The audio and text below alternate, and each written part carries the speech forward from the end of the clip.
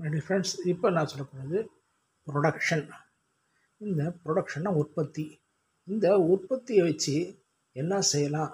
உடனே நீங்கள் உற்பத்தி அப்படின்னு நினைக்கணும் ஏதோ ஒரு கம்பெனிஸ் தான் வச்சு அதை பற்றி தான் பேச போகிறேன்னு நினைக்காதீங்க.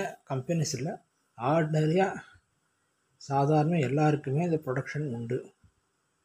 ரோட்டில் வச்சிட்ருக்கிற இந்த பானிபூரி கடைக்காரனிலேருந்து ஹை கிளாஸில் இருக்கக்கூடிய டாட்டா பிர்லா வரலாம் அத்தனை பேருமே இந்த ப்ரொடக்ஷனில் தான் இருக்கிறாங்க. இதை பற்றி தான் இந்த வீடியோ போட போகிறேன். ப்ரொடக்ஷன்னா என்ன, அந்த ப்ரொடக்ஷனால் நமக்கு என்ன லாபம், அந்த ப்ரொடக்ஷன் எந்த இடத்துல வச்சா நமக்கு லாபம், அதுக்கு கன்சூமர்ஸ் எந்த இடத்துலன்னு வருவாங்க, இதை பற்றின டீட்டெயில்ஸும் நம்மளுக்கு தெரிஞ்சிருக்கணும்.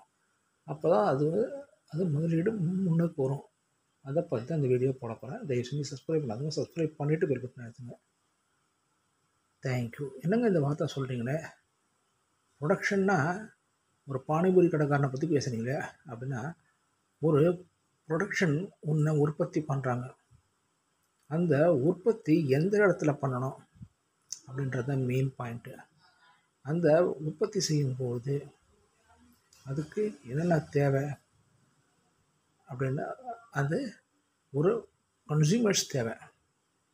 அந்த கன்சியூமர்ஸ் எந்த இடத்துல இருக்கிறாங்க அப்படின்போது வாங்க போகிறோம். கன்சியூமர்ஸ் எந்த இடத்துல இருக்கிறாங்க அப்படின்னு தெரியும்போது, அது ஒரு சிட்டியாக இருக்கலாம், இல்லை ஒரு வில்லேஜாக இருக்கலாம்.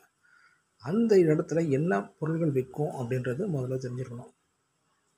அதை பற்றின சர்வே நீங்கள் எடுத்தாகணும். அந்த ப்ரொடக்ஷன் எந்த அளவுக்கு, அதுக்கு தேவையான டிரான்ஸ்போர்ட் என்ன ஆகும், எவ்வளோ தூரம் ஆகும், அதுக்கு எந்த அளவுக்கு சேல்ஸ் ஆகும், அந்த சேல்ஸுக்கு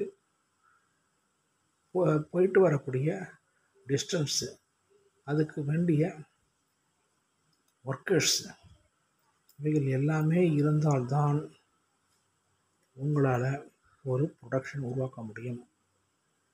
இப்போ நான் ஒருத்தன் ப்ரொடக்ஷன் பண்ணிட்டேன் அப்படின்னாக்கா, சரி ஒன்றுமே இல்லை, நான் 5 ஸ்டார் ஹோட்டல் வைக்கிறேன் அப்படின்னு சொல்லிட்டு ஏதோ கிராமத்தில் வச்சுன்னா அது ஓடுமா? ஓடாது. புரியுதுங்களா? அது அந்த இடத்துல ஒரு சிட்டியில் வச்சுன்னா அந்த 5 ஸ்டார் ஹோட்டல் ஓடும். அதாவது கன்சியூமர்ஸ் அந்த இடத்துல எத்தனை பேர் வருவாங்கன்றதை வச்சு தான் அது தீர்மானிக்கப்படுகிறது. புரியுதுங்களா? இப்போ அதுக்கு அடுத்தது இந்த கன்சியூமர்ஸால் நம்ம ஒர்க்கர்ஸ் அந்த இடத்துல கிடைப்பாங்களா அப்படின்றது பார்க்கணும். எந்த ஒர்க்கர்ஸ் எந்தெந்த இடத்துல இருப்பாங்க அப்படின்னப்ப, ஒரு ஐடி தொழில்னா அந்த தொழிலுக்கு ஒரு வில்லேஜில் வச்சு அந்த ஐடி ஒர்க்கர்ஸு வரமாட்டான். அது ஒரு சிட்டியோ இல்லை ஒரு ஹை கிளாஸ் சிட்டிஸ் இருந்தால் தான் அங்கே தான் வருவாங்களே தவிர, ஒரு ஃபார்மர் போய் கம்ப்யூட்டர் வச்சுன்னு வேலை செய்ய மாட்டான். அதனால் அதுக்கு தகுந்த ஒரு வேலையாட்கள் நமக்கு தேவை. புரியுதுங்களா?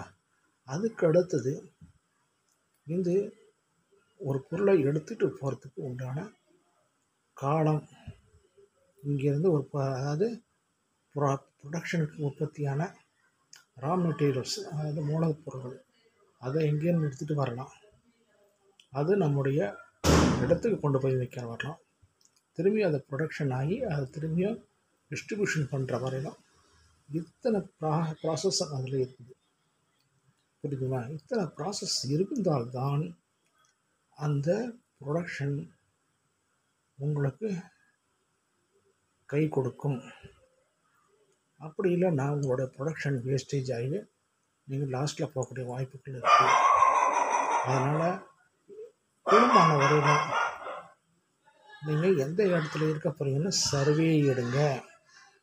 அந்த சர்வே பண்ணாமல் நீங்கள் எந்த ஒரு பிஸ்னஸும் ஒரு தொழிலும் இறங்காதீங்க.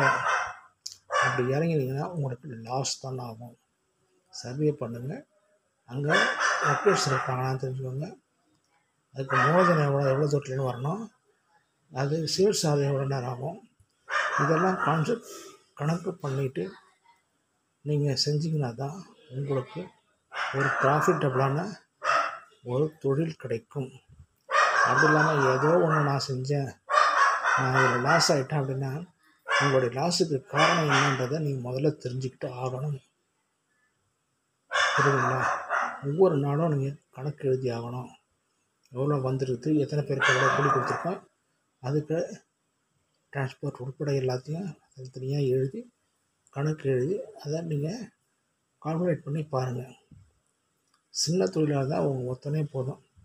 கொஞ்சம் அதிகமாக இருந்தால் ஒரு ஆள் வச்சு அதுங்களை செய்ய சொல்லுங்கள்.